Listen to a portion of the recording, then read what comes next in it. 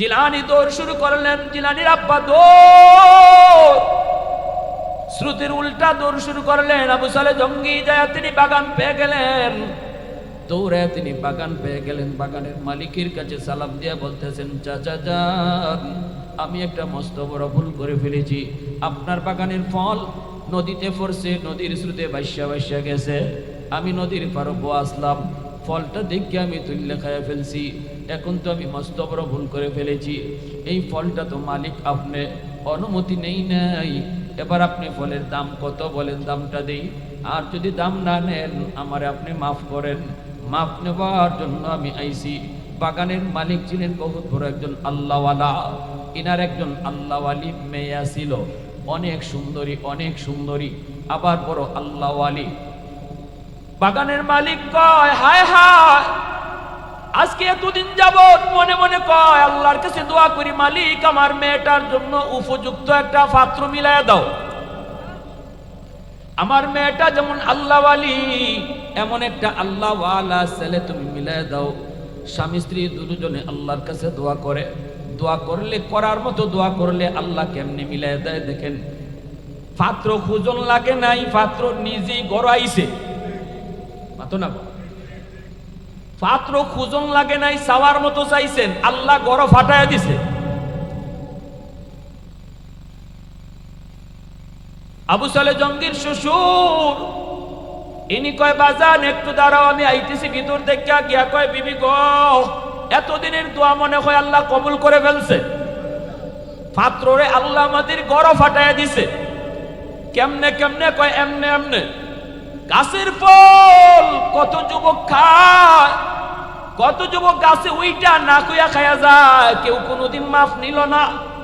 এ কেমন যুবক? পানির স্রোতে ভাইসা যায়, ফল খাইয়া আইছে, মাফ নেওয়ার লাগি। বিবেক বুঝো তার কলিজার মধ্যে আল্লাহর ভয় কি পরিমাণ। অতএব আমাদের মেয়েটার জন্য উপযুক্ত সে ওই। সাথে সাথে আয়া কইতেছেন, বাজান আমি তোমারে মাফ করতে পারি, কিন্তু শর্ত আছে। কি শর্ত? কয় আমার মেয়েটারে তোমার বিয়া করা লাগবো। আবু সালেহ জঙ্গি কয়, আমি রাজি আছি। সাথে সাথে উনি কয়, বিয়া যে কর্তায় কিছু অসুবিধা আছে। কয় কি অসুবিধা? কয় আমার মেয়ের চোখ নাই। পরীক্ষা করতেছে, দেখি কি জাতি মান লই আইছে, চৌকে দেখে না। আবু সালেহ জঙ্গি কয়, অসুবিধা নাই, আমি রাজি আছি। আল্লাহু আকবার জোরে কও। হায়াতের জীবন কয়দিন, অন্ধ একজন বিবি নিয়ে সংসার করব, জীবন কাটায় দিব। হয়তো আমি তার খেদমত করা লাগবে, করব, তবু আমি আল্লাহর আদালতে মাপ পাইতে চাই।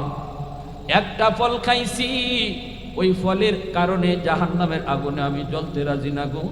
জাহান্নামের আগুন আমি সইতে পারবো না। আমাকে আপনি যা বলবেন আমি রাজি। কয় বাবা আরো কিছু সমস্যা আছে। কয় কি? কয় আমার মেয়েটা কিন্তু কথা বলতে পারে না। ইনি কয় আমি রাজি আছি। কয় আমার মেয়েটা কিন্তু কালো, কুৎসিত কালো, চেহারার কোনো ডক নেই, ডাক নাই। কয় আমি রাজি আছি।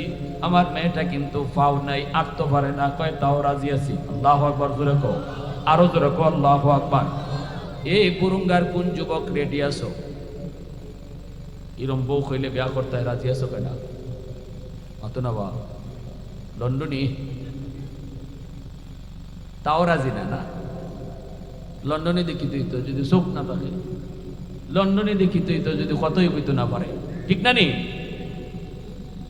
ইয়ার পরে বাসর করো গিয়া তাই দৌড় মেরে বাইরে আইসো। ইন্না লিল্লাহ, কেন লাগি বাসর করো ঢুকছুন গিয়া দেখুন, আল্লাহ শুনছিলাম কালা, সেরার কোনো ডক নাই, ডাক নাই, চোখ নাই, কিন্তু ইন বাসর ঘরকে খালি ঢুকছুন, দেখুন বাসর ঘরের মধ্যে এমন সাজ্জা সুজ্জা, একবারে জান্নাতি হুরের মতো একজন বুয়া, চেহারা এত সুন্দর।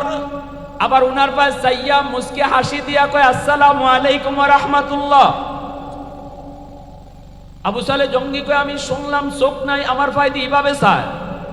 আবার শুনলাম কথা কইতে পারে না, সালাম দেয় কেমনে? শুনলাম পাও নাই, দেখি পাও দেখা যায়। দৌড় দিয়া বলতেছেন, শ্বশুরজি, আব্বা জান, আপনি মনে হয় ভুল করে আমারে অন্য ঘরে পাঠাই দিছেন, অথবা আমি মনে হয় ভুল করে কারো ঘরে ঢুকে পড়ছি। কয় কেন আপনি? কয় যারে বসে রাখছেন সে তো আমার বউ হইতে পারে না। কেন? কয় সে তো অনেক সুন্দরী, আবার সে তো আমার পায়ে টক ধরে ধরে চাইছে। আপনি তো কইছেন তার চোখ নাই, কিন্তু এত বড় বড় হরিণীর মতো টাকর টাকর চোখ। আবার কইছেন কথা কইতে পারে না, কি সুন্দর করে সালাম দিছে, মনে হয় ভুল আপনার হইছে না আমার হইছে। তখনই জিলানি, তখনই আবু সালেহ জঙ্গির শ্বশুরে কয়, না বাজান, ভুল আমিও করি নাই, ভুল তুমিও করো নাই, যারে দেখছো সেই তোমার স্ত্রী। সদা কে তার হাতম বরসালা। মহব্বতের সাথে জবান খুলে অল্প সময় জিকির করি। রাজি আছি সবাই ইনশাআল্লাহ? লা ইলাহা ইল্লাল্লাহ, জুড়ে লা ইলাহা ইল্লাল্লাহ।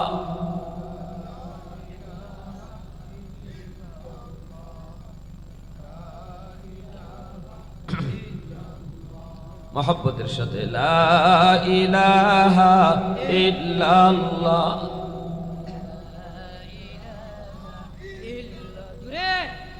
লা ইলাহা ইল্লাল্লাহ।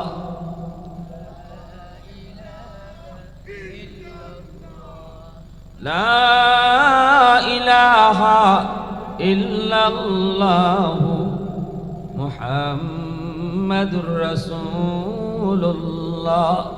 জোরে সুরে বলি সাল্লাল্লাহু আলাইহি ওয়াসাল্লাম। ঐতিহ্যবাহী খিদমাতুল কোরআন পরিষদ, পশ্চিম তিলাপাড়া, বুরুঙ্গা বাজার, উসমানীনগর, সিলেটের 1 যুগ পূর্তি উপলক্ষে আজকে তাফসীরুল কোরআন মাহফিলের সম্মানিত সদরি ইজলাস, সভাপতি সাহেব, উপস্থিত জাতির বিবেক, জাতির কর্ণধার, এ জাতির সূর্য সন্তান, মঞ্চে আসীন উলামায়ে কেরাম, অত্র এলাকার মুরব্বিয়ানে আজম, কলিজার টুকরা যুবক, পর্দার আড়ালে পর্দানিশীন সম্মানিত মা ও বোনেরা, আমার আলোচ্য বিষয় আদর্শ সন্তান গঠনে বাপ মার কি দায়িত্ব। মুআজ্জাজ হাজিরিন, আদর্শ সন্তান পেতে হলে আদর্শ বাবা হওয়া লাগবে। আদর্শ সন্তান পেতে হলে আদর্শ মা হতে হবে। মা বাবার কিছু দায়িত্ব আছে, মা বাবার কিছু করণীয় আছে। সন্তান বাপমার কাছে এই বিষয়গুলি পাও না। বাপমা যদি এই দায়িত্ব সঠিকভাবে আদায় করে, তাহলে আশা করা যায় সন্তানও বাপমার দায়িত্ব আদায় করবে। আর বাপমা যদি ভুল করেন, তাহলে তাদের আশা ও নিরাশা হবে। সন্তান মা বাবার কাছে আল্লাহর পক্ষ থেকে রাখা বহুত বড় আমানত। আমানত বলা হয় যে জিনিস দখলে আমার, কিন্তু মালিক আমি না। সন্তান দখলে আমার, কিন্তু বাপ মা কোনো সন্তানেরই মালিক না। সন্তানের মালিককে আল্লাহ, মালিককে আল্লাহ। এজন্য সন্তান আল্লাহর পক্ষ থেকে রাখা আমানত। কার কাছে? বাপ মার কাছে। আমানতের বস্তু ব্যবহার করার তরিকা কি? তরিকা হলো নিজস্ব কোনো এখতিয়ার চলে না, নিজের মর্জি একবারেই চলে না আমানতের বস্তুর উপর। আমানতের জিনিস, আমানতের বস্তুটা যিনি আমানত রাখছেন, অর্থাৎ যিনি মালিক, তার মর্জি মতোই ব্যয় করতে হয়, তার মর্জি মতোই ব্যবহার করতে হয়, তার মর্জি মতোই চালাইতে হয়, তাহলে আমানতদারি রক্ষা হয়। আর যদি কোনো আমানতদার নিজের মর্জি চালায়, মালিকের মর্জি পরোয়া না করে, তবেই আমানতে খেয়ানত হয়। আমানতে কি হয়? খেয়ানত হয়। আর যে আমানতে খেয়ানত করে, তার ব্যাপারে আল্লাহর নবীর ধমকি আছে। নবীজি বলেন, লা ঈমানা লিমাল্লা আমানাতালা, লা ঈমানা লিমাল্লা আমানাতালা, লা ঈমানা লিমাল্লা আমানাতালা। রাসূল 3 বার বলছেন, যার আমানতদারি নাই তার ঈমান নাই, যার আমানতদারি নাই তার ঈমান নাই, যার আমানতদারি নাই তার ঈমান নাই। অন্য হাদিস শরীফে রাসূল বলেন, ইজা যুইয়াতিল আমানাতু ফান্তাজিরিস সাআ, যখনই তোমরা দেখবা আমানতে বেশি বেশি খেয়ানত হইতেছে, তখনই কিয়ামতের অপেক্ষা করো। তাহলে যে মানুষটা বেশি বেশি আমানতে খেয়ানত করে, তার ব্যাপারে নবীজির ধমকি হতে পারে তার মরণের সময় ঈমান নসিব হবে না। রাসূল এত বড় ধমকি দিচ্ছেন, ঈমান থাকে না। প্যারে হাজিরিন, এজন্য সন্তান মা বাবার কাছে আল্লাহর পক্ষ থেকে রাখা আমানত। অতএব আমার সন্তান দখলে আমার, মালিক আল্লাহ, এই কথাটা দিলের ভিতরে সবসময় রাখতে হবে, ঠিক কিনা? এজন্যই এই সন্তান কিভাবে আমি বড় করব, সন্তানের লালন পালন কেমনে করব, সন্তানকে আমি কি খাওয়াবো, সন্তানকে আমি কি পড়ালেখা করাবো, সন্তানকে আমি কি দেখাবো, সন্তানকে আমি কি শোনাবো, সন্তানকে আমি কেমন কাপড় পরাইব, এই সব কিছু মা বাবার সিদ্ধান্ত মতে হবে না। কারণ বাপ মা মালিক না, মালিক আল্লাহ। অতএব আল্লাহর মর্জি মতোই সব কিছুই করতে হবে। আমার সন্তান দখলে আমার, আল্লাহ আমার কাছে আমানত রেখে পরীক্ষা নিতেছেন, আমি আমানতদারি রক্ষা করে চলি না খেয়ানত করি। আমার সন্তান, তার দেখা, তার শোনা, তার পড়ালেখা, তার পোশাক আশাক, তার বড় হওয়া, লালন পালন সব কিছুর ব্যাপারে আল্লাহ যেভাবে কয় এভাবেই তারে লালন পালন করতে হবে, তবেই আমানতদারি রক্ষা হবে। আর যদি আল্লাহর মর্জি বাদ দিয়া নিজের মর্জি মতো সন্তানকে বড় করি, তাহলে আমানতে খিয়ানত হবে। আমানতে কি হবে? কিয়ামতের মাঠে বহু সন্তান মা বাবার বিরুদ্ধে মামলা দিবে শুধু খিয়ানত করার কারণে। সন্তান তো শিশু, সন্তান তো অবুঝ।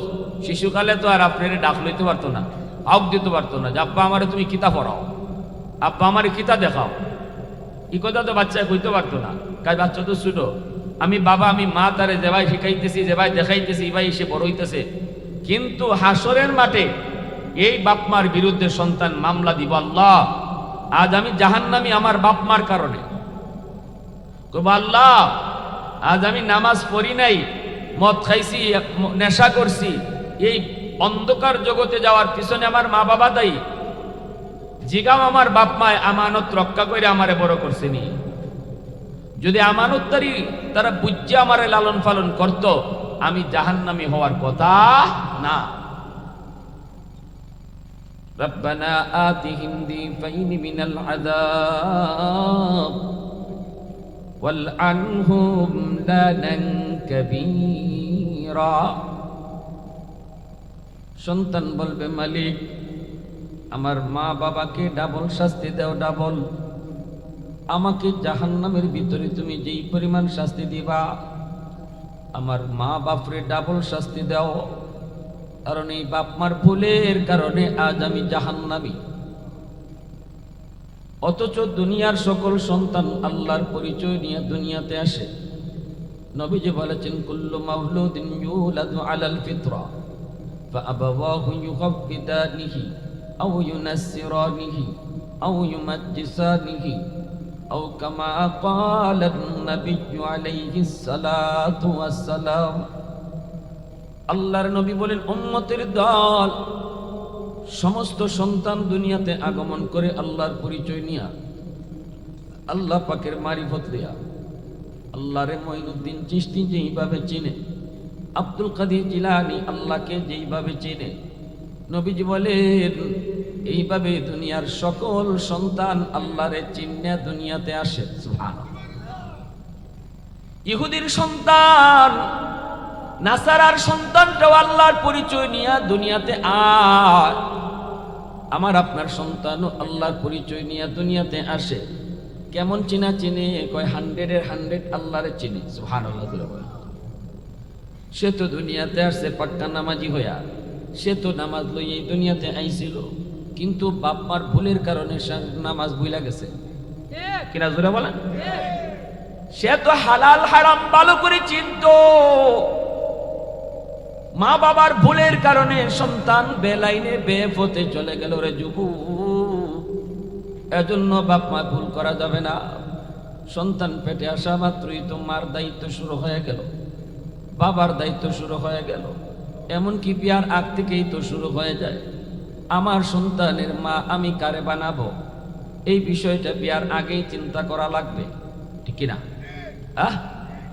বউ আনতেছি, শুধু বউ নয়, বিয়া করার অর্থ বউ আনা না, বিয়া করার অর্থ হলো আমার সন্তানের মা আনা, ঠিক কিনা? কেমন হবে আমার সন্তানের মা, কেমন কেমন এই চিন্তাটা যুবক মাথার মধ্যে রাইখে তোমাকে বিয়ের জন্য আগাইতে হবে। শুধু বউ আনা বিয়ার উদ্দেশ্য নয়, বিয়ার উদ্দেশ্য হলো আমার সন্তানের মা আনা। এজন্যই তো চিন্তা করতে হবে। শুধু রূপ দেখে বিয়া করা যাবে না, বংশ দেখে বিয়া করা যাবে না, টাকা দেখে বিয়া করা যাবে না, লন্ডনি দেখেই পাগল হওয়া যাবে না। নবীজি বলেছেন ফাসফার বিজাতিদ দ্বীন, দিনদারিটাকে তোমরা বেশি প্রাধান্য দাও। দেখো মেয়েটা পর্দার ভিতরে চলে কিনা, দেখো সে নামাজ কালাম জানে কিনা, দেখো যারে বউ বানাইবা, যারে আমার সন্তানের মা বানাইবা, তার মা কেমনে শুনে। খালি যারে আনতেছো হে খালি বোরকা পরে এটা না, তার মাও কেমনে চলে এটাও দেখো, ঠিক কিনা?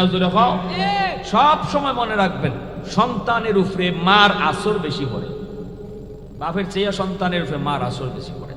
এজন্য আল্লাহ রাসূল সাল্লাল্লাহু আলাইহি ওয়াসাল্লাম তার হাদিস শরীফে বলেছেন আল মারআতু রাইয়াতুন আলা বাইতি যাওজিহা ওয়া ওয়ালাদিহি। একজন মাকে আল্লাহ প্রশ্ন করবে তার স্বামীর ঘরের ব্যাপারে, আর আলাদা একটা প্রশ্ন করবে সন্তানের ব্যাপারে। এই সন্তানের ব্যাপারে মারে আল্লাহ আলাদা প্রশ্ন করব, বাপ মারে তো করবই, মারে আলাদা প্রশ্ন করব। কারণ সন্তান মার টাচে বাবার চেয়ে বেশি ছিল। 10 মাস 10 দিন ছিল মার পেটে না বাপের? 10 মাসের মধ্যে কি 5 মাস বাপে লইছে পেটো ভাগ ভাগ কইরা? 9 মাস 10 মাস যা ছিল পুরাটাই কার পেটো? তো মার পেটো আসিল। এখানেও মায় যা করছে, মায় ঘর কেমনে চলছে, মায় বাইরে কেমনে চলছে, মায় কিতা কইছে, মায় কিতা দেখছে, সব আসর পেটের সন্তানের উপরে পড়ছে। এরপরে সন্তান দুধ খায় কার? বাপের না মার? এখানেও মার কাছেই আছিল, ঠিক না? তারপরে বাচ্চা গড় আস্তে আস্তে বড় হয়। ইন্না লিল্লাহি। শীতের দিন হইতে কিনা জিকির করি লা ইলাহা ইল্লাল্লাহ জোরে।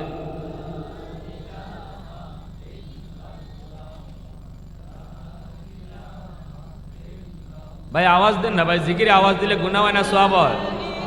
লা ইলাহা ইল্লাল্লাহ জোরে, লা ইলাহা ইল্লাল্লাহ।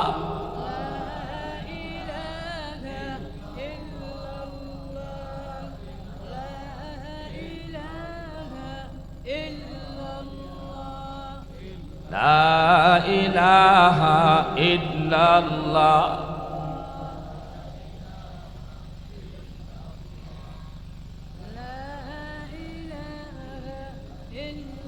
লা ইলাহা ইল্লাল্লাহ।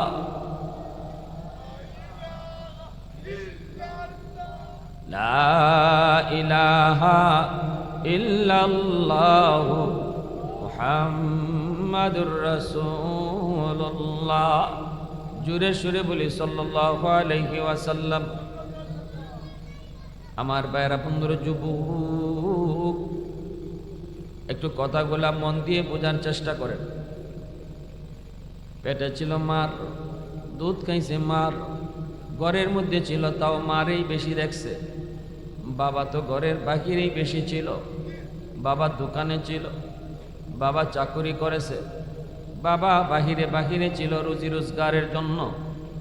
এজন্য ঘরের পরিবেশে সন্তান মাকে বেশি টাইম পাইছে, মা কি করছে এটা বেশি দেখছে, ঠিক না? এজন্য মার আসর সন্তানের উপরে বেশি পড়ে। মা যদি নামাজি হয়, আশা করা যায় সন্তানগুলিও নামাজি হবে। মা যদি পর্দার ভিতরে থাকে যুবক, আশা করা যায় সন্তান শিশুকাল থেকেই পর্দা মান্যা চলবে। বুঝবে না পর্দা কি জিনিস, কিন্তু পর্দা করবে, কারণ দেখতেছে মায় মাথার কাপড় দিয়ে চলে, দেখতেছে মায় পুরুষের সাথে কথা কয় না। এই জিনিসটা দেখিয়া শিশু মেয়েটা, অবুঝ বাচ্চাটা, সেও মাথায় কাপড় দেওয়া শিখিলায়। মাতো না বা? হ্যাঁ, আমার ছোট মেয়েটা আয়েশা এখন 9 বছরে পড়ছে। আমি দেখছি আরো 2 বছর আগে ওই, যদি তার মা এই রুমও থাকছেন আর তার কোনো চাচা এই রুমও ঢুকতে চাইছেন, চাচা জানেন না এই রুমও তার মা আসুন, তো দৌড় দিয়ে গিয়ে এমনি কমর ধরে লিছে, কমর ধরে চাচ্ছু এই রুমে যাইয়েন না, এই রুমে আম্মু আছে। হে ফর্দার কিতা বুঝে? 6 বছর 7 বছরের বাচ্চা ফর্দার কিতা বুঝে? কোনটা বুঝে?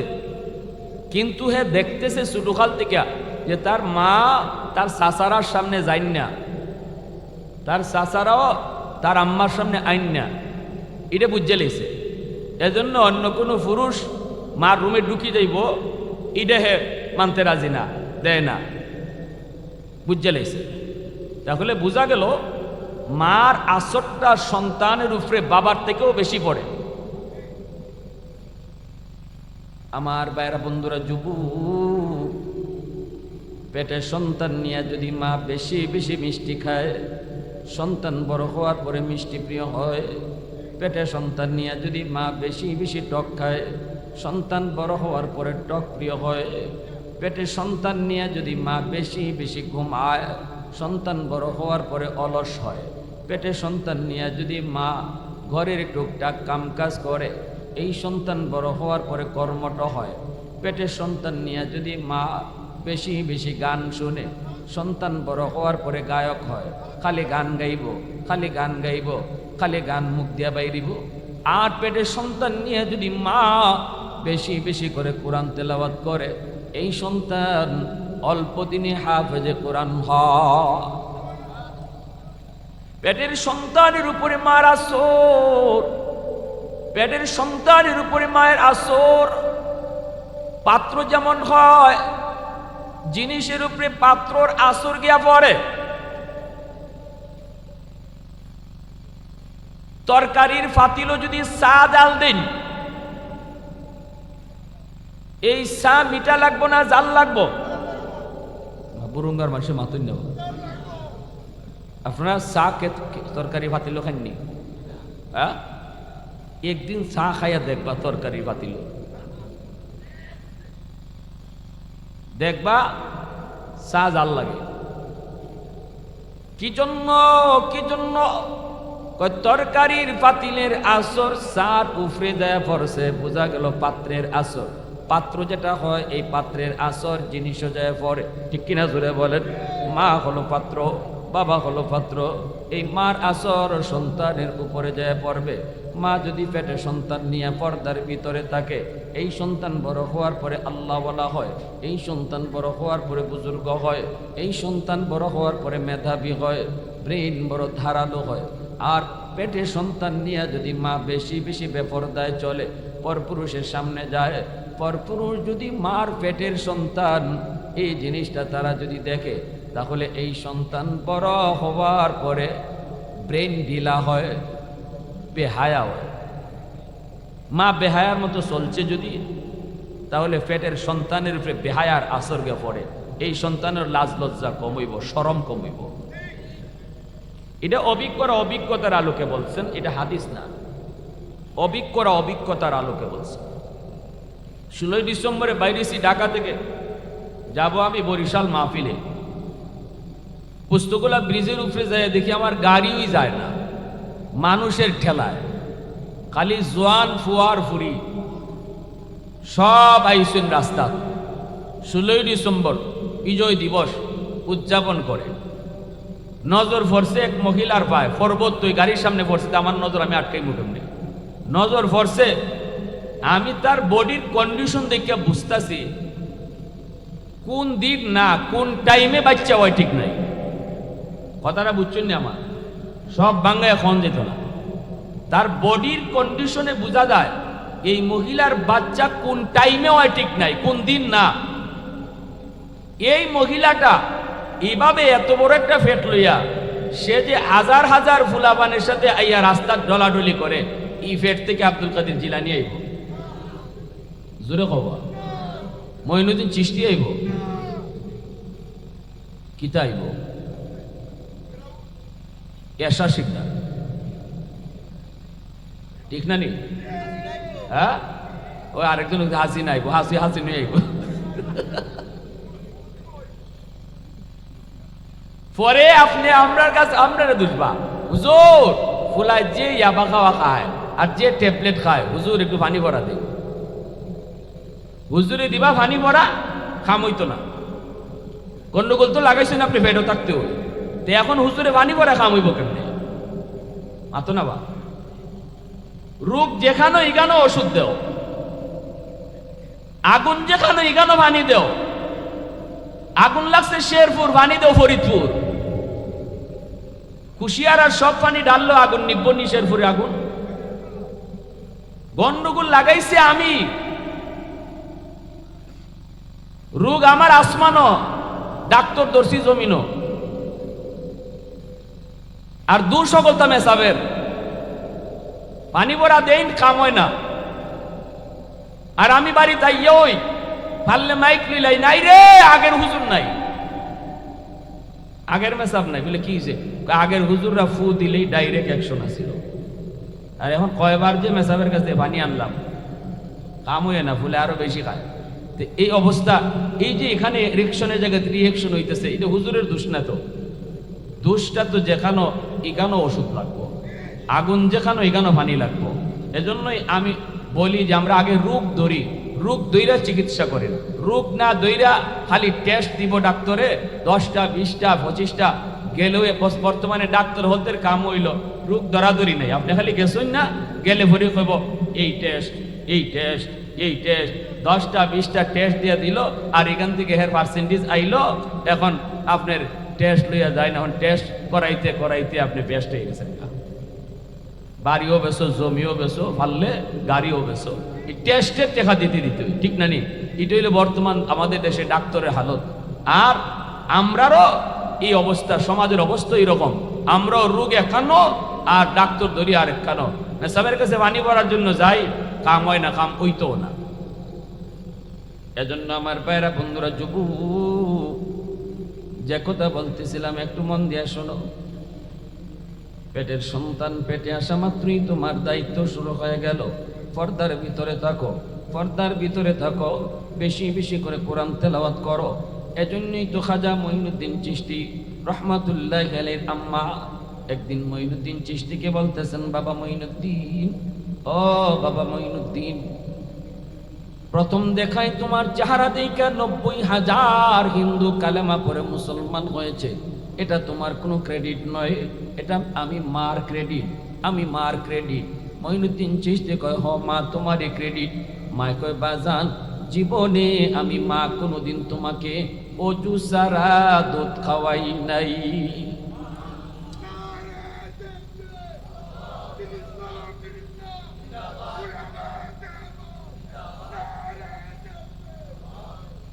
তোমারে সিলেট নিয়ে বলাইতে বাজারি মাকে, তুমি কালকে আহি কেন আসলাই না, তাইলে এই গন্ডগোল ওই লোকের লেগে গেল, তুমি আসলাই দামও নিতেছে। তকবির দেওয়ার লোক বহু আছে, একটু নীরবে হনো, কথা হলো। দুধ খাওয়ানো অবস্থায় আমি মা কোনোদিন তোমাকে অজু সারা আমি দুধ খাওয়াই নাই রে বাজান। এজন্যই তো তুমি মঈনুদ্দিন চিশতি হইছো। আল্লাহু আকবার জোরে বলে। আজও যদি কোনো মা মঈনুদ্দিন চিশতির মতো মা হয়, আল্লাহ পাক চিশতির জন্ম দিবে। আব্দুল কাদের জিলানীর মার মতো মা হও, আজও আল্লাহ আব্দুল কাদের জিলানীর জন্ম দিবে। নবীর দরজা আল্লাহ বন্ধ করেছে, কিন্তু ওলি আল্লাহ আসার দরজা আল্লাহ বন্ধ করে নাই। কাতিয়ার সাপ এখনো আসবে, গুলমুকাফনের সাপ এখনো আসবে, এই যুবক গৌরিয়ার সাপ এখনো আসবে। যদি তাদের মার মতো মা হও, তাদের বাবার মতো বাবা হও, কারণ নবী আসার দরজা বন্ধ, কিন্তু ওলি আল্লাহ আসার দরজা আল্লাহ বন্ধ করে না। ঠিক কি না? প্রশংসা করব কার? হয় নাই মালিকের নাম কার?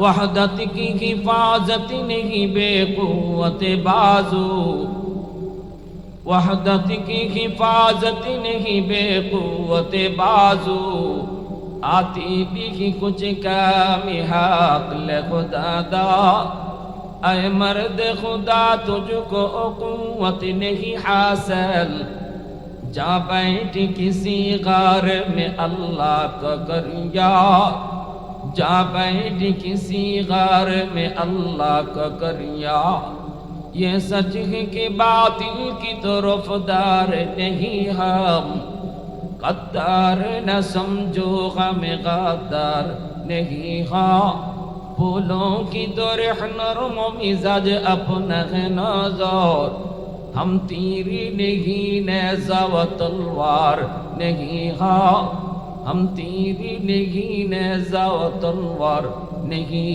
हाँ। মুসলমানের আওয়াজে কও আল্লাহু আকবার। এরপরে আমার ভাইরা বন্ধুরা, আমার সন্তান আমার ঘরে আসা মাত্রই, দুনিয়াতে আসা মাত্রই ঘরটা তার প্রথম বিদ্যালয়, মা হলো তার প্রথম শিক্ষিকা, বাপ হলো তার জীবনের প্রথম শিক্ষক। এই মা বাবার কাছ থেকে জীবনে প্রথম সে শিখতেছে, বাপ মার কাছ থেকে প্রথম সে দেখতেছে। এজন্য বাপ মা হলো তার জীবনের প্রথম শিক্ষক, ঘর হলো তার প্রথম মাদ্রাসা।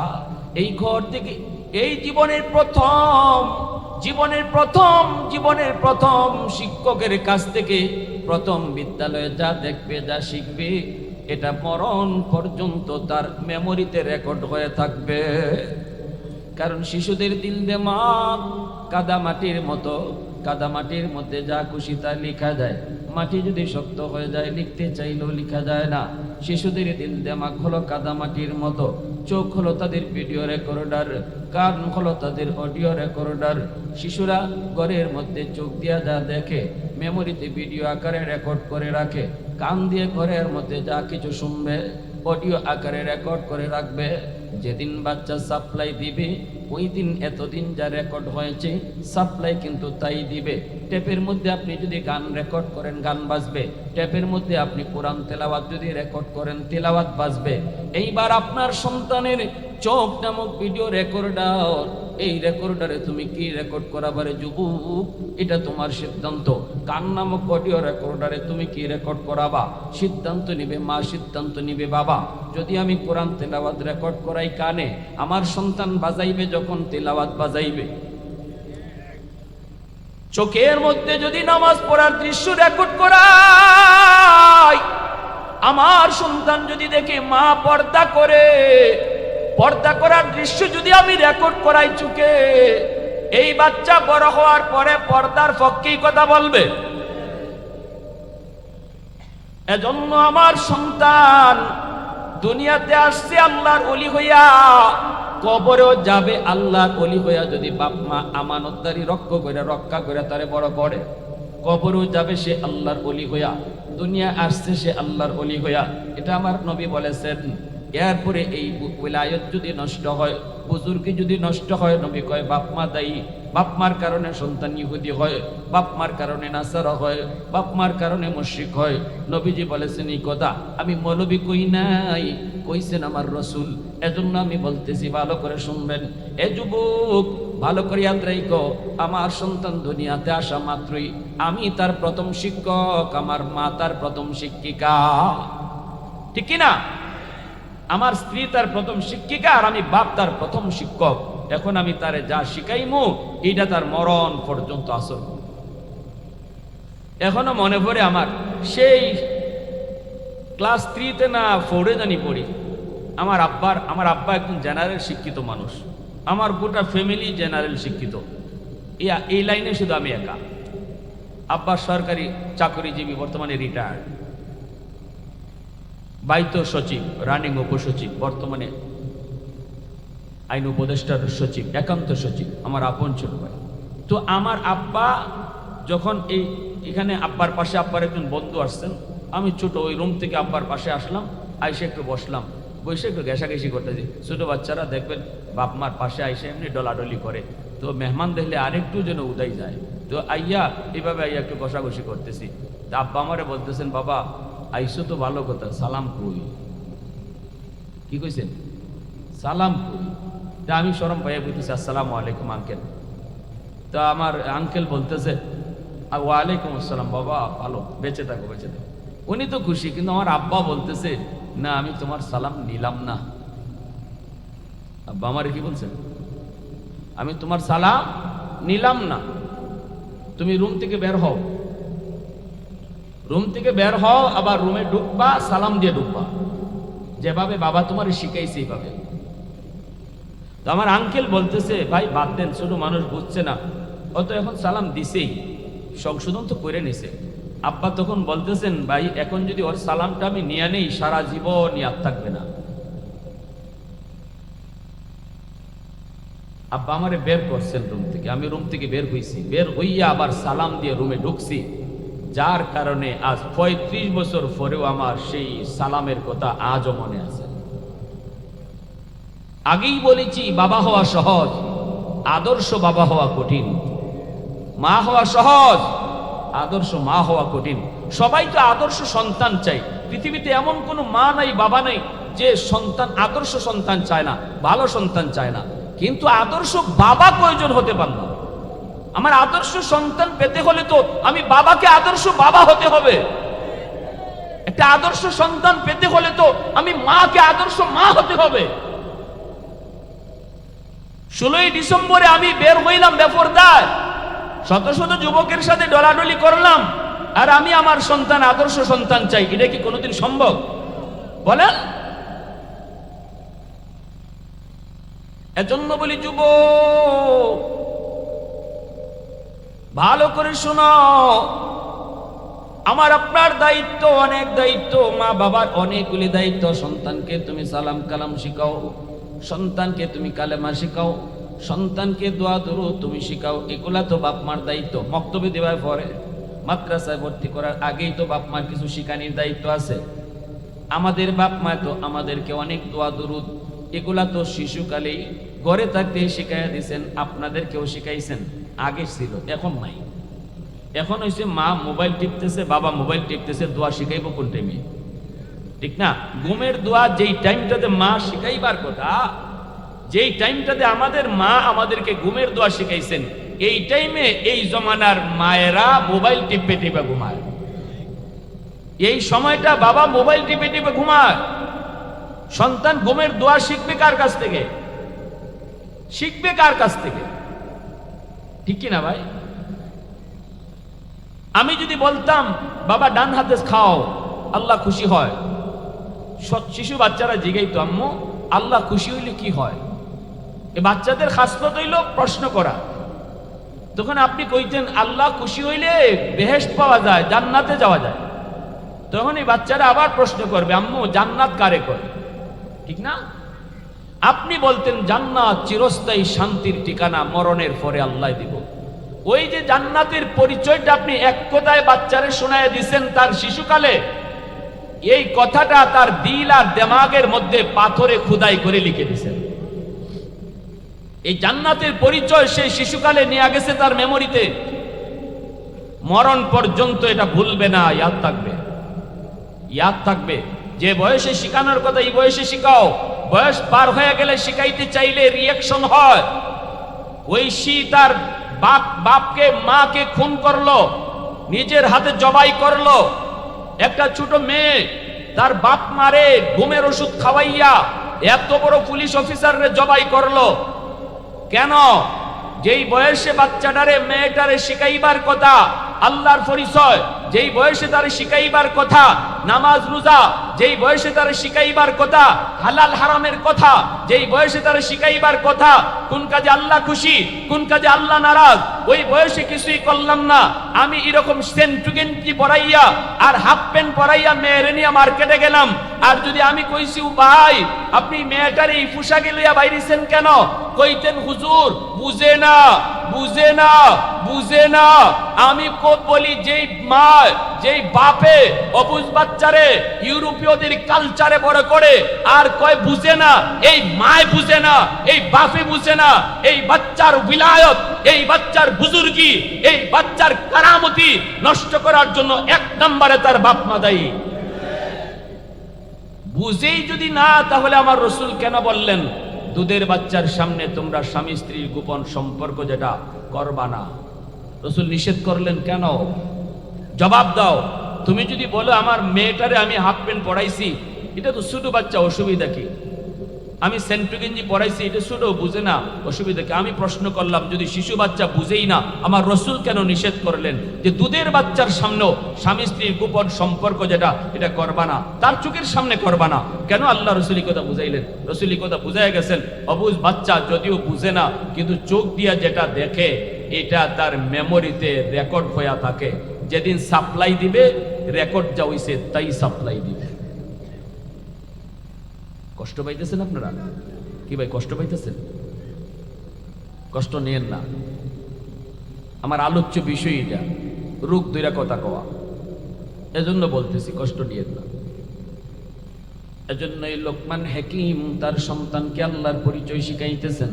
ওয়াইদ ক্বালা লুকমানু লিবনিহি ওয়া হুয়া ইয়াইযুহু ইয়া বুনাইয়া লা তুশরিক বিল্লাহ ইন্নাশ শিরকা লাযুলমুন আযীম।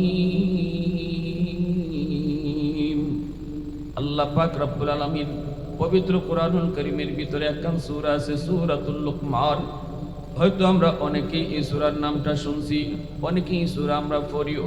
কোরআনুল কারীমের ভিতরে একজন মানুষের নামে আল্লাহ পাক একটা সূরার নাম করেছেন, সেই সূরাটা হলো সূরাতুল লুকমান। কে ছিলেন লুকমান? তিনি কোনো নবী নন, কিন্তু বহুত বড় একজন বলি, আল্লাহ পাকের বহুত বড় একজন বলি। তার নামে সূরার নাম কেন করা হলো যুবক? এই প্রশ্নটা তোমার কাছে আমার, একটু মন দিয়ে কথাটা শোনো। লোকমান হাকিম আল্লাহর কাছে এত প্রিয় কেমনে হলেন? কেন হয়েছে? আল্লাহ পাক সূরার মধ্যে বিবরণ দিয়েছেন, কারণটা আল্লাহ পাক জানিয়ে দিয়েছেন। লোকমান হাকিম তিনি একজন আদর্শ বাবা। আল্লাহু আকবার জোরে বলেন। আদর্শ বাবা হওয়ার কারণে আল্লাহর কাছে এত মায়ার, আল্লাহর কাছে এত মায়ার। একজন আদর্শ বাবা হওয়া আল্লাহর কাছে কত পছন্দ, কত ভালো, একটু খেয়াল করে শোনো। লোকমান হাকিম তিনি তার সন্তানকে আল্লাহর পরিচয় শিখাইতেছেন। কেমনে ডাক দিয়েছেন? ওয়াইদ ক্বালা লুকমানু লিবনিহি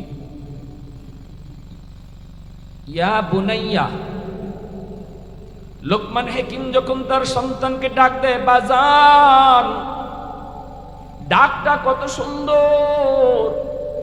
আল্লাহ পাক রব্বুল আলামিন লোকমান তার সন্তানকে আল্লাহর পরিচয় শিখাইতেছে, কোনটা ভালো কাজ, কোন কাজে আল্লাহ খুশি হয়, কোন কাজে আল্লাহ নারাজ হয়, কোন কাজে জান্নাত পাওয়া যায়, কোন কাজে জাহান্নামে যেতে হয়। এই কথাগুলা বাবা তার সন্তানকে সুন্দর করে ডাক দিয়ে বুঝায় বুঝায় শিখাইতেছে। আল্লাহর পাকের কাছে এই কথাগুলা এত ভালো লাগলো, এত পছন্দ হলো। আল্লাহ পাক ওই বাবার কথাগুলাকে আল্লাহ তার নিজের কথা বানাইয়া পবিত্র কোরআনের আয়াত বানাইয়া নাজিল করে দিছি। একজন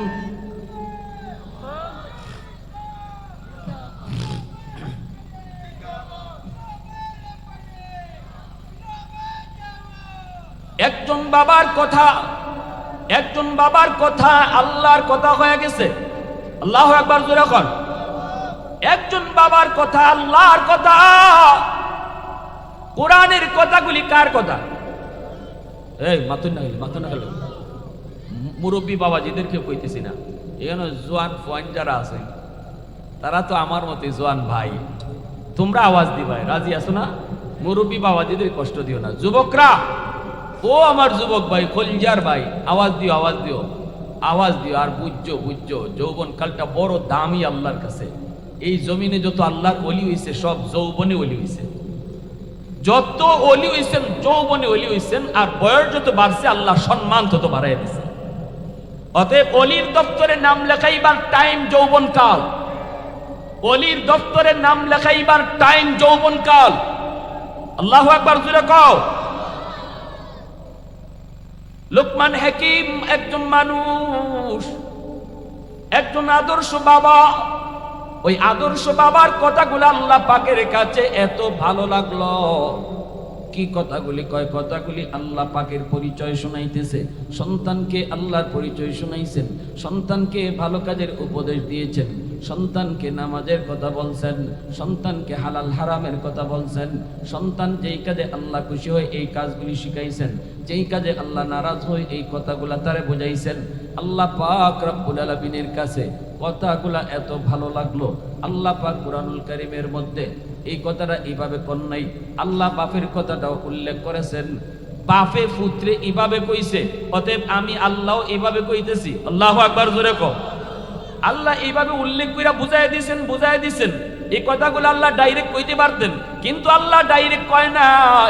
আল্লাহ পাক বাপের কথা উল্লেখ করেছে যুবক, তোমাকে আমাকে বোঝানোর জন্য, উৎসাহ দেওয়ার জন্য, শিখানোর জন্য। তুমিও যদি বাবা হও, তুমিও তোমার সন্তানকে এইভাবে উপদেশ দাও। তুমি যদি মা হও, তুমিও তোমার সন্তানকে এইভাবে বুঝাও। বুঝানোর সময় ডাকটা দিবাই কেমনে?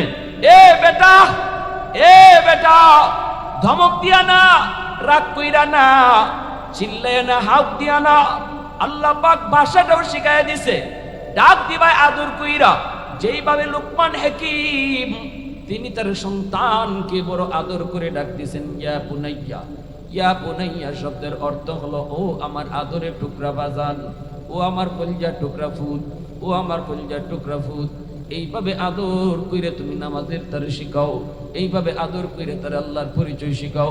বাজান একটু বসো, বাজান নামাজের কথা, ও বাজান চলো নামাজে চলো।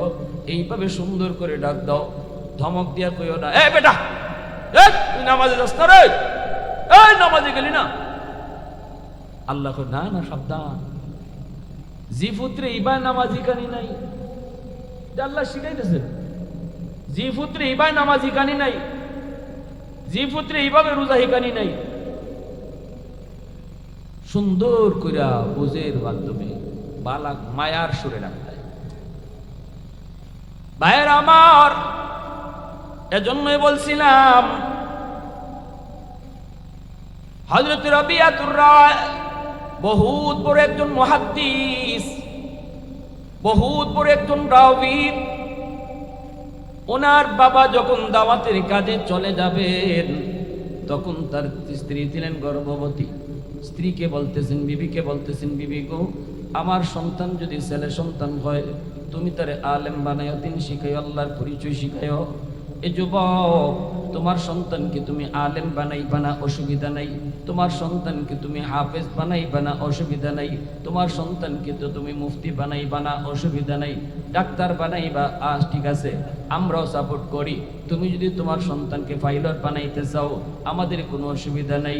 কিন্তু শোনো, সন্তান ডাক্তার হওয়া তার বড় পরিচয় নয়। সবচেয়ে বড় পরিচয় হলো আমার সন্তান মুসলমানের সন্তান।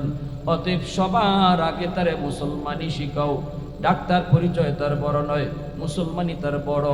আগে তারে মানুষের বাচ্চা বানাও, আল্লাহর পরিচয় শেখায় তারে মানুষের বাচ্চা বানাও। এরপরে তুমি তারে ডাক্তার বানাও, ইঞ্জিনিয়ার বানাও, প্রফেসর বানাও, পাইলট বানাও, সব বানাও। আগে মুসলমানের সন্তান বানাও।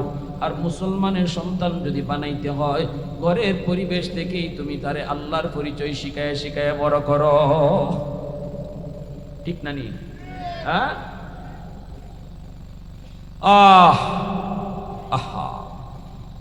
পড়ালেখা শিখাইবা, আল্লাহর পরিচয়ের পড়া দিয়া তার জীবনের পড়া শুরু করাও। 5টা বছর তারে মাদ্রাসায় পড়াও, তারপরে হাই স্কুলে দাও। নুরানি 5টা বছর তারে মাদ্রাসায় পড়াও, কলিজার ভিতরে আল্লাহর ভয় ঢুকায় দাও। এ জীবন জীবন নয়, মরণের পরের জীবন আসল জীবন।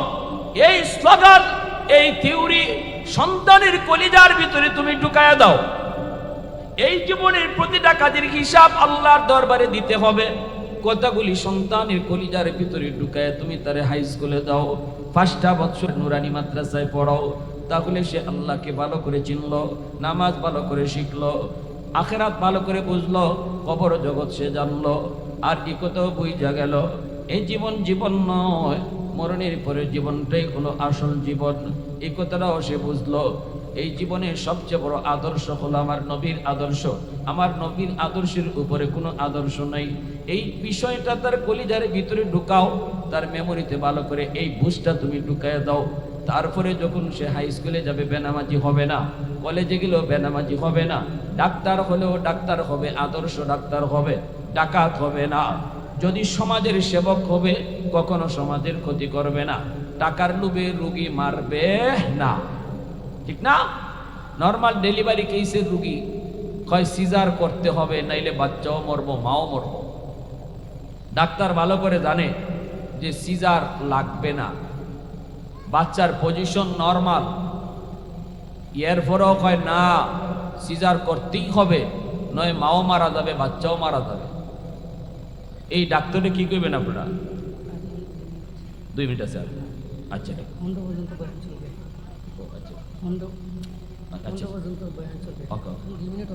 ওকে ওকে 2 মিনিটের জন্য আজানের জবাব দেন।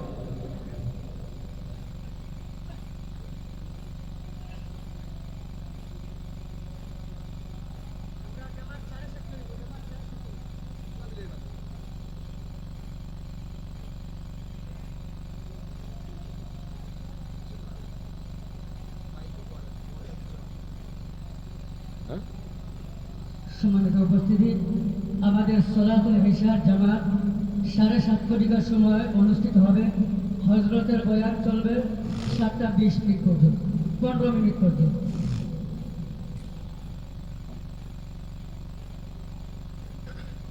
আশহাদু আন্না মুহাম্মাদুর রাসূলুল্লাহ সাল্লাল্লাহু আলাইহি ওয়াসাল্লাম।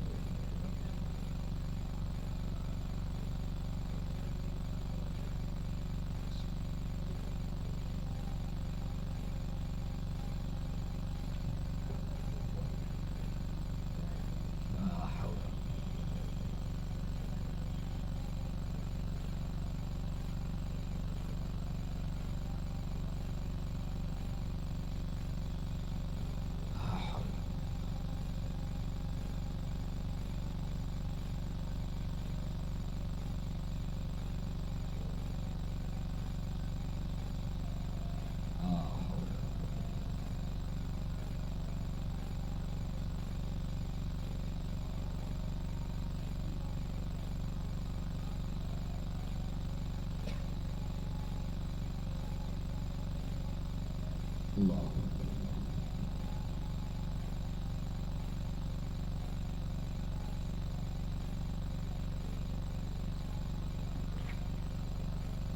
লা ইলাহা ইল্লাল্লাহ আল্লাহু আকবার হাদিদা ওয়াল মুসলিম।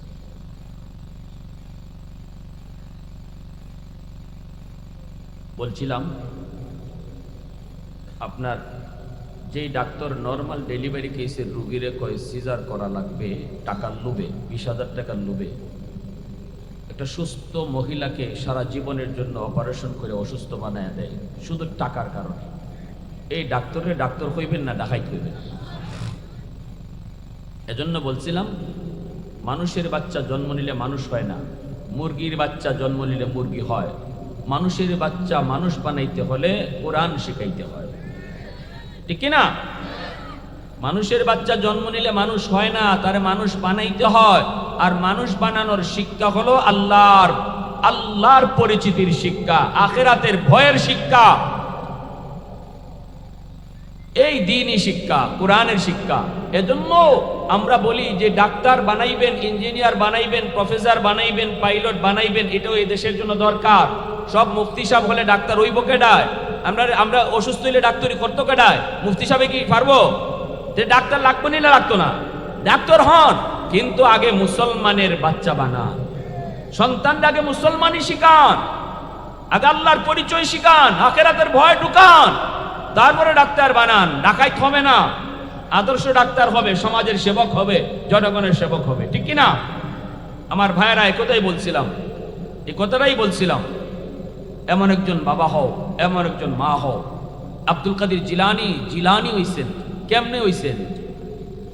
এই মা আর বাবার কারণে, ঠিক না? বলে বলেন আমার ভাইয়েরা, বন্ধুরা, যুবক, আবু সালেহ জঙ্গি, আব্দুল কাদের জিলানির আব্বা নদীর পারে বসা, পানির স্রোতের তালে তালে ভাইসা যায় একটা ফল। আব্দুল কাদের জিলানীর বাবার পেটের মধ্যে বড় ক্ষুধা, আবু সালেহ জঙ্গি পেটের মধ্যে ক্ষুধা লাগলো। এইবার তিনি ফলটা দেখে খেয়ে ফেলেছেন, কিন্তু খাওয়ার পরে তার অশান্তি শুরু হয়ে গেল। হায় আমি কি করলাম, এত বড় ভুল আমি কেমনে করলাম। এই ফলটা কোন গাছের? এই গাছের মালিক তো ফলের মালিক, ফলের মালিকের অনুমতি ছাড়া আমি তার গাছের ফল খেয়ে ফেললাম। অন্য কারো জিনিস তার অনুমতি ছাড়া ব্যবহার করা না যায়, ঠিক কিনা জোরে বলুন। খালি খাওয়ার না, ব্যবহার করাও না যায়। জুতা পাইলেছেন আপনি, এই জুতাটা লইয়া বাথরুমে গেছেন গা, অথচ জানেন না এটা কার জুতা, নেওয়াটা না যায়। কথা বুঝে আসছে ভাই? আর যদি বুঝেন যে এমনি ফেলায় রাখছে, বাথরুমের সামনে মসজিদের পক্ষ থেকে জুতা দিয়া রাখছে, এই জুতা নিলে অসুবিধা নাই, এটা না যায় না, এটা এমনি দিয়া রাখছে সকলের লাগে ব্যবহারের। ব্যক্তিগত কারো জিনিস তার অনুমতি ছাড়া নেওয়া ব্যবহার করা না যায়জ। এখানে আব্দুল কাদের জিলানীর বাবা আবু সালেহ জঙ্গি গাছের ফল খেয়ে ফেলেছেন, বয়স শুরু হয়ে গেল। এর যুবক একটু বুঝো কেমন বাবা ছিল জিলানীর বাবা, কেমন বাবা ছিল জিলানীর বাবা। অথচ নদীর স্রোতে এই ফলটা বাইসা যাইতেছিল, আশেপাশে কোনো গাছও নাই, কোনো ফল গাছও নাই, বাগানও নাই। চিনেন না, তিনিও জানেন না বাগানের মালিককে, এই ফলের মালিককে তিনি তাও জানেন না। আমের সিজনে আম গাছ থেকে যেই ফলগুলা পড়ে, আম পড়ে, এই আমটাও পাইয়া খাওয়া যায় না, পাইয়া খাওয়া যায় না। কারণ গাছ থেকে ফল পড়লেই ফলের মালিক আপনি না, ফলের মালিক এখনো গাছের মালিক, কিনা জোরে বলেন।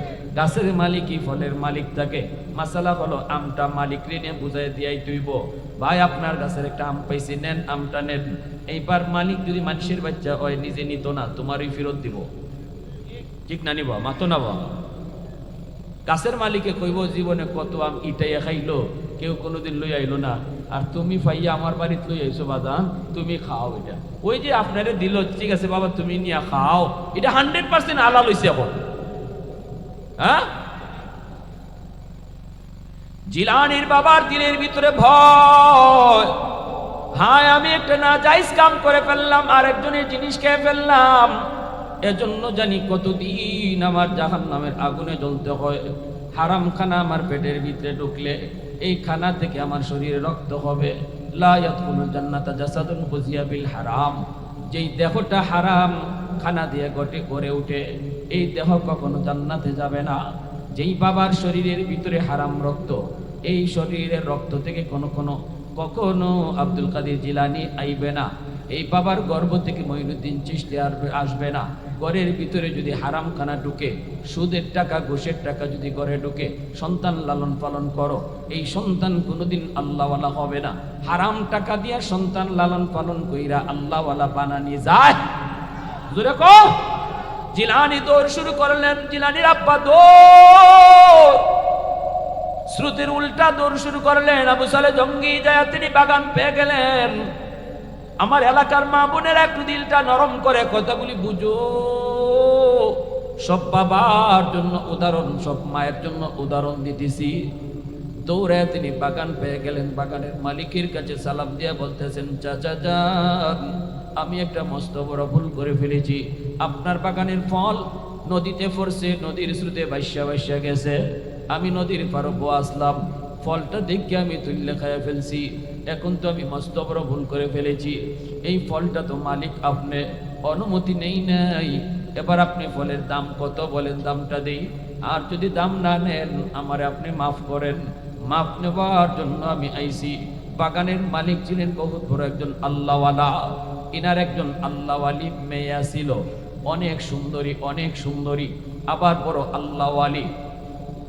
বাগানের মালিক কয়, হায় হায়, আজকে এতদিন যাবত মনে মনে কয় আল্লাহর কাছে দোয়া করি, মালিক আমার মেয়েটার জন্য উপযুক্ত একটা পাত্র মিলাইয়া দাও। আমার মেয়েটা যেমন আল্লাহওয়ালি, এমন একটা আল্লাহওয়ালা ছেলে তুমি মিলাইয়া দাও। স্বামী স্ত্রী দুজনে আল্লাহর কাছে দোয়া করে, দোয়া করলে, করার মতো দোয়া করলে আল্লাহ কেমনে মিলাইয়া দেয় দেখেন। পাত্র খুঁজন লাগে নাই, পাত্র নিজেই গড়াইছে। মাতো না, পাত্র খুঁজন লাগে নাই, চাওয়ার মতো চাইছেন, আল্লাহ গড় ফাটাইয়া দিছে। আবু সালেহ জঙ্গির শ্বশুর ইনি কয় বাজান একটু দাঁড়াও আমি আইতেছি ভিতর থেকে গিয়া কয় বিবি গো এতদিনের দোয়া মনে হয় আল্লাহ কবুল করে ফেলছে পাত্ররে আল্লাহ আমাদের গড় ফাটাইয়া দিছে কেমনে কেমনে কয় এমনে এমনে গাছের ফল কত যুবক খায় কত যুবক গাছে উইটা না কইয়া খায়া যায় কেউ কোনোদিন মাফ নিল না এ কেমন যুবক পানির স্রোতে বাসা যায় ফল খাইয়া আইসে মাফ নেওয়ার লাগি বিবেক বুঝো তার কলিজার মধ্যে আল্লাহর ভয় কি পরিমাণ অতএব আমাদের মেয়েটার জন্য উপযুক্ত সে ওই সাথে সাথে আয়া কইতেছেন বাজান আমি তোমারে মাফ করতে পারি কিন্তু শর্ত আছে কি শর্ত কয় আমার মেয়েটারে তোমার বিয়া করা লাগবো আবু সালে জঙ্গি কয় আমি রাজি আছি সাথে সাথে উনি কয় বিয়া যে কর্তায় কিছু অসুবিধা আছে কয় কি অসুবিধা কয় আমার মেয়ের চোখ নাই পরীক্ষা করতেছে দেখি কি জাতি মান লই আইছে চৌকে দেখে না আবু সালে জঙ্গি কয় অসুবিধা নাই আমি রাজি আছি আল্লাহু আকবার জোরে কও হায়াতের জীবন কয়দিন অন্ধ একজন বিবি নিয়ে সংসার করব জীবন কাটায় দিব হয়তো আমি তার খেদমত করা লাগবে করব তবু আমি আল্লাহর আদালতে মাপ পাইতে চাই একটা ফল খাইছি ওই ফলের কারণে জাহান্নামের আগুনে আমি জ্বলতে রাজি না গো জাহান্নামের আগুন আমি সইতে পারবো না আমাকে আপনি যা বলবেন আমি রাজি কয় বাবা আরো কিছু সমস্যা আছে কয় কি কয় আমার মেয়েটা কিন্তু কথা বলতে পারে না ইনি কয় আমি রাজি আছি কয় আমার মেয়েটা কিন্তু কালো কুৎসিত কালো চেহারার কোনো ডক নেই ডাক নাই কয় আমি রাজি আছি আমার মেয়েটা কিন্তু ফাও নাই আঁকতে পারে না কয় তাও রাজি আছি আল্লাহু আকবার জোরে কও আরো জোরে কও আল্লাহু আকবার এই পুরুঙ্গার কোন যুবক রেডি আছো এরম বউ কইলে বিয়া করতে রাজি আছো কেনা অত না বা লন্ডনী তাও রাজি না না লন্ডনে দেখি তুই তো যদি চোখ না পাকে লন্ডনে দেখি তুই তো যদি কতই কইতো না পারে ঠিক না নি ইয়ার পরে বাসর করো গিয়া তাই দৌড় মেরে বাইরে আইসো ইন্না লিল্লাহ কেন লাগি বাসর করো ঢুকছুন গিয়া দেখুন আল্লাহ শুনছিলাম কালা সেরার কোনো ডক নাই ডাক নাই চোখ নাই কিন্তু ইন বাসর ঘরকে খালি ঢুকছুন দেখুন বাসর ঘরের মধ্যে এমন সাজ্জা সুজ্জা একবারে জান্নাতি হুরের মতো একজন বুয়া চেহারা এত সুন্দর আবার উনার পাশ চাইয়া মুসকে হাসি দিয়া কয় আসসালামু আলাইকুম ওয়া রাহমাতুল্লাহ আবু সালে জঙ্গি কয় আমি শুনলাম চোখ নাই আমার ফায়দি এইভাবে চায় আবার শুনলাম কথা কইতে পারে না সালাম দেয় কেমনে শুনলাম ফাও নাই দেখি ফাও দেখা যায় দৌড় দিয়া বলতেছেন শ্বশুরজি আব্বা জান আমি আপনি মনে হয় ভুল করে আমারে অন্য ঘরে পাঠাই দিছেন অথবা আমি মনে হয় ভুল করে কারো ঘরে ঢুকে পড়ছি কয় কেন আপনি কয় যারে বসে রাখছেন সে তো আমার বউ হইতে পারে না কেন কয় সে তো অনেক সুন্দরী আবার সে তো আমার পায়ে টক ধরে ধরে চাইছে আপনি তো কইছেন তার চোখ নাই কিন্তু এত বড় বড় হরিণীর মতো টাকর টাকর চোখ আবার কইছেন কথা কইতে পারে না কি সুন্দর করে সালাম দিছে মনে হয় ভুল আপনার হইছে না আমার হইছে তখনই জিলানি তখনই আবু সালে জঙ্গির শ্বশুরে কয় না বাজান ভুল আমিও করি নাই ভুল তুমিও করো নাই যারে দেখছো সেই তোমার স্ত্রী কেন কইছেন কই চোখে দেখে না কইছি কারণ জীবনে বেগানা পুরুষ আমার মেয়ে দেখছে না কথা বলতে পারে না কইছি বেগানা পুরুষের সাথে জীবনে কথা কইছে না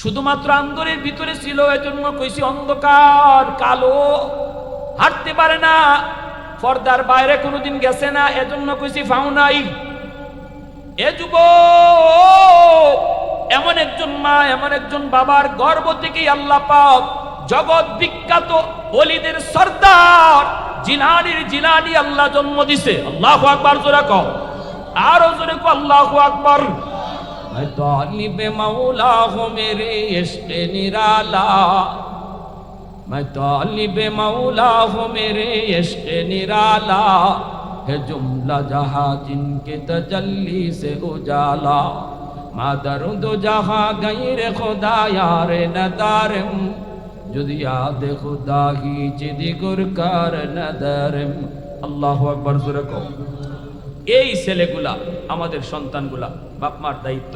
সন্তান শুরুর থেকে বড় হইছে, এখন জোয়ান হইছে, যে যুবক হইছে, এখনো বাপ মার দায়িত্ব শেষ না।